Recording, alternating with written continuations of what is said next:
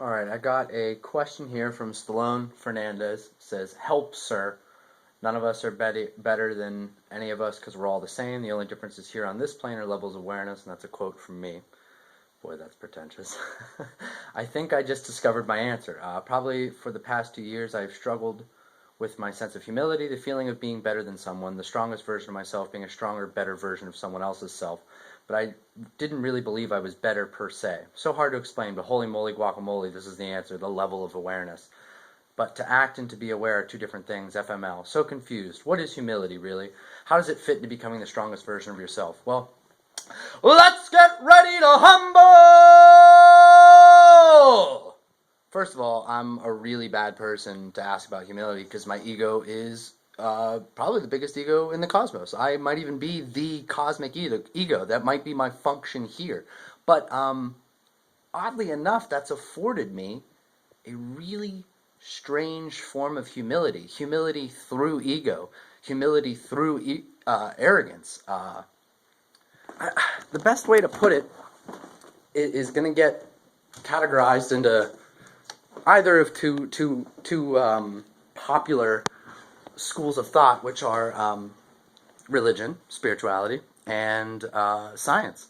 So, on one hand, if you believe in a religion, even if that religion is the religion of no religion, say Buddhism, or an anti-religion, many people that claim to be atheist are actually anti-theist in my opinion, but even that is a religion.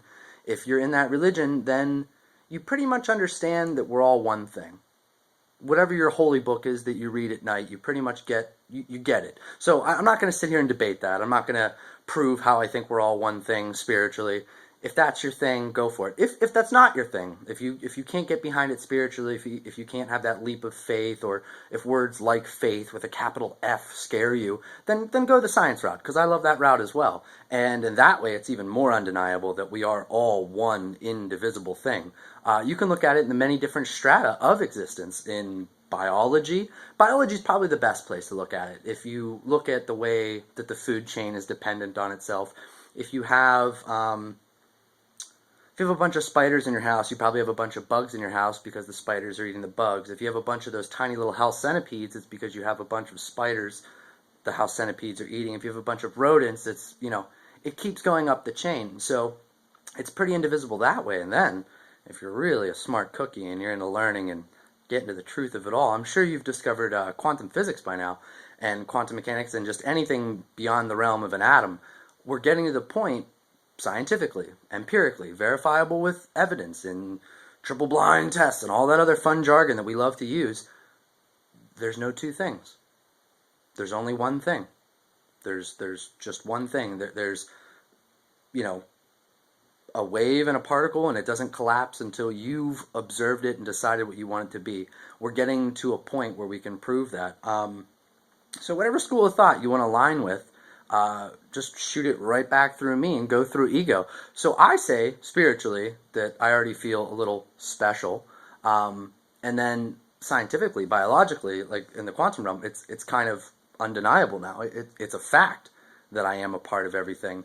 And having the monstrous ego that I do, I believe that in my human lifetime, I will probably achieve some form of immortality. Now, whether that's a biological immortality in the body that I was born in, or a simulated immortality in a virtual reality setup that feels like thousands of years, but is actually only occurring in the span of a second, and then I come back, whatever it is, it doesn't matter. Again, that's a subject for another video. Whatever one of my crazy talks you want to believe. All things considered, all things aside, whatever the method is just a palette swap. I believe at some point I have been and will be you and everyone and everything. That is the most powerful form of humility I've ever encountered. Now, a little, I guess, giving my secrets away, but hey, I've said to myself that's what I kind of got to start doing. I've been holding back a lot of stuff because I want to put it in a book or go do talks at colleges. It's not congealing. People are asking for YouTube videos and speak in the language of the audience you wish to reach. So if people are requesting YouTube videos, I should do my best to make them. The age-old debate of a unstoppable force meets an immovable object. Who wins?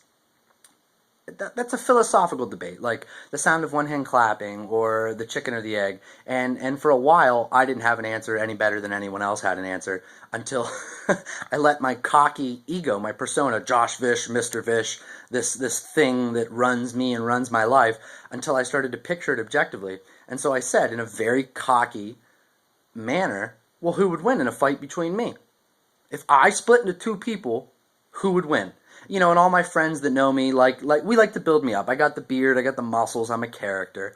So we like to think that, oh man, that fight would continue forever, it'd be infinity, it'd be like a Dragon Ball, we shoot off all these ideas about it. Thinking about it completely realistically, really meditating on it, and being like, who really would win? The answer came to me. One of us. It's that simple. After 100 years of punches to the face and neither party going down, especially if I'm knowing that I'm fighting myself and that my thoughts going through my head are the same thoughts going through her head, and we're both thinking, I'm never going to quit. You can't fucking beat me. You can't. I won't quit. So knowing all of that, one of us would bow out. One of us would say, good game, chap. Touche. Good form. Well played. And the real secret to that's when you get back to Zen shit and less aggro shit and less egotistical shit, which is the only way to beat yourself is to not fight yourself. The only way to defeat yourself is to surrender to yourself. Like, I still don't lose in that situation. Even though I'm saying, okay, me, you win, I win. If you try to beat yourself, you'll lose. Like, no matter what, one of you is going to lose. But if you surrender to yourself, well, then you both win. So I hope that kind of gives you an egotistical angle on humility. When I tell people that they have to be humble or understand humility better, am I saying that you got to sell all your possessions or that, you are completely equal to everyone else? No, absolutely not. Like, there are definitely hierarchies in consciousness and levels of awareness. There are definitely people that are not at the same, to say we're all equal, it'd be like saying that I can go play football. Well, that's a bad example. What's something? See, here's the ego going again. What's something I can't do? Country music. Singing? Come on. There's got to be something there I can't do. I'm going to go with country music. Like, I don't really like country music. So that would be like me saying that I'm equal to all country music singers. Oh, I can do that. I can go play a banjo and keep time and harp. I can't. I'm not very musical. Of all the things that I can do, I'm not very musical. And so I understand that. I understand that I can't do that. It folds back in on itself. When you're being that egotistical, you get to a point where you're so egotistical that you become egoless. Again, that's my method. The fastest path to heaven is straight through hell. So I like to look at it from the standpoint that I am everyone and everything. Everything, too. Even things that science and or spirituality, religion would say it more than science would, say that are, mundane or ordinary or not sacred, like a Snickers wrap. Like, oh, how could a hippie think a Snickers wrap is sacred? I got news for you, buddy. Everything's sacred. Even guns, even policemen, military, all the shit that hippies want to detest. I got news for you. If you believed your own bullshit, then you'd realize it was a part of you too. And so in that same way, I respect myself. As much the same as I would respect myself, a physical form of me standing there confronting me, I also have to respect the mirror image caricature of me. Whether he's going to change his name, be a few inches taller, shorter, a different ethnicity, whatever. When I look at an opponent, I don't look at that opponent because I know that there's no difference between us. I'm looking at myself. And through that, I find true humility because I'm like, whew, can't beat myself. I think I got backtracked on some point I wanted to make about the fastest path.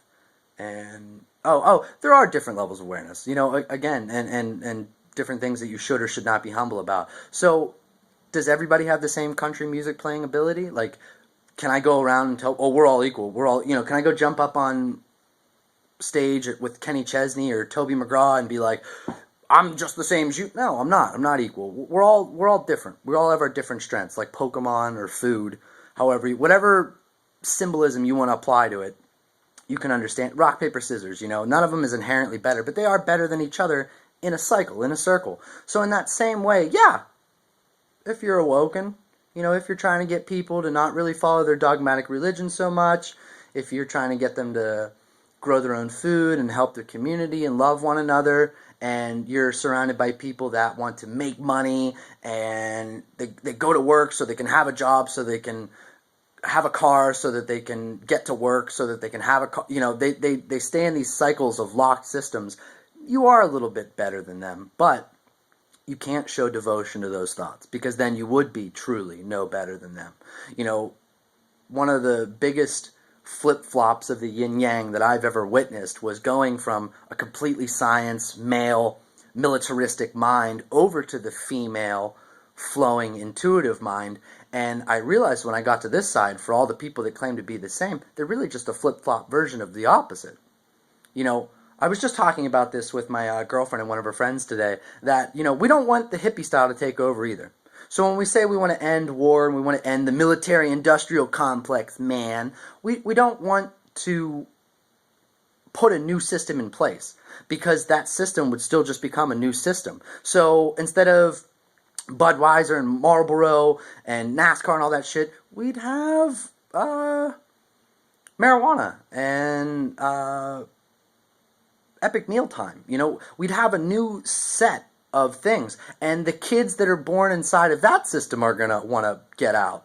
Mom, Dad, I don't want to smoke pot. I just want to drink a beer. What? We're just gonna oppress our kids in different ways. If you take away someone's gun and tell them they have to hold a flower, you're still telling them they have to hold something. The point is not to replace the guns with flowers or replace the flowers with guns. It's to hold the flower and gun in a super state and only collapse it into one or the other when it's absolutely necessary. So the majority of the time it will be a flower. But something that I have a really tough time communicating to other soft hearts, gentle hearts, spiritual people is that we need a little bit of aggression. As a personal trainer, as a fitness consultant, I can tell you flat out, a diet of zero anything is not healthy. Oh, well, Josh, surely you don't mean GMOs and high fructose. No, surely I do. Because I got news for you. Again, that's the world. It's there. You can't avoid it. Sure, you want to grow your own food, eat organic, eat grass-fed beef. That's great. That's a great ideal. I strive to do it myself. But we still live in a society that is not dominated by that ideal. So you're going to have a period of time where you're out there, and if you still want to be making them gains, you got to eat every 2 hours. And if you're out in the field and you don't have your pre-packed chicken or your pre-packed bison or whatever other organic fun meat you raised yourself on, you're going to have to buy a Snickers. Not every time. You might be able to get a piece of pizza. The Snickers isn't important. It's a symbol. But you're going to have to buy a Snickers. So your body needs to be trained to run off of HFCS or other GMOs as just training. You want to keep an open mind with everything. Don't listen to science so much that you say, religion doesn't mean anything. There's no God, there's no spirit, there's no spirituality. It's all numbers and math. Foolish. Don't listen to religion. Don't say, well, numbers and math mean nothing. It's all God and the one true God and individual. It's both. They're both. You need a little bit of both systems.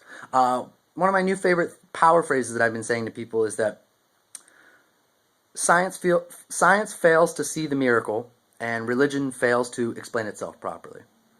So you kind of got to blend. Brings me back around to what I'm doing with ego and humility. Is I don't necessarily possess humility in the same way that I don't necessarily possess ego. A lot of people that see me online or see me in person and hear me speak in the third person think like, oh, that guy's crazy or he's devoted to his ego.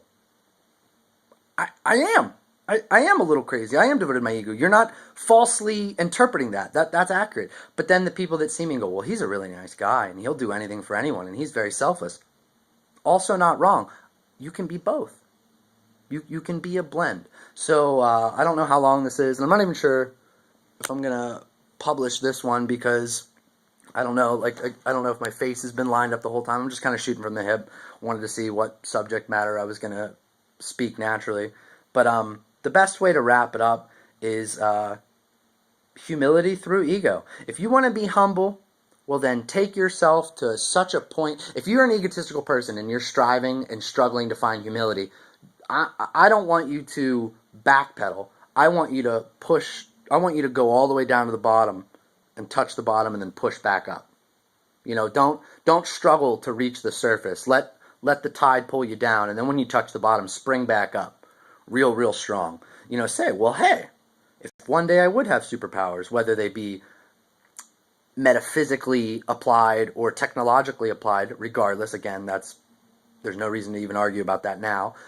If the if that we're discussing here is if I were to be given an unlimited amount of power, it's pretty safe to say that I would loop back around to either being everyone and everything, or at the very least being able to intimately perceive everyone and everything. And as such, you are everyone and everything. So the only way to really be humble is to recognize your egotistical self in another.